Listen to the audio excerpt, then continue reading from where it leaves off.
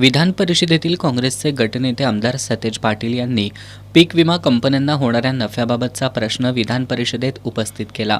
राज्यातील पीक विमा योजनेअंतर्गत गेल्या 5 ते 8 वर्षात खासगी विमा कंपन्यांना हजारो कोटी रुपयांचा नफा झाला असून शेतकऱ्यांना मात्र फारच कमी प्रमाणात भरपाई देण्यात आली आहे। या प्रकरणी शासनानं चौकशी करून या योजनेअंतर्गत शेतकऱ्यांना अधिक फायदेशीर ठरेल या दृष्टीनं बदल करण्यासाठी कार्यवाही केली आहे का, तसंच या योजनेत अवाजवी नफेखोरी करणाऱ्या विमा कंपन्यांवर कोणती कारवाई केली असे प्रश्न आमदार सतेज पाटील यांनी उपस्थित केले।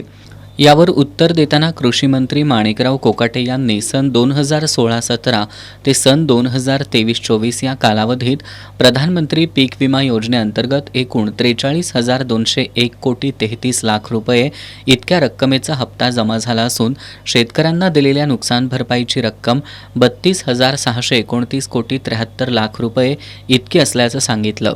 या कालावधीत विमा कंपन्यांना 7,173 कोटी 14 लाख रुपये इतका नफा झाल्याचं त्यांनी सांगितलं।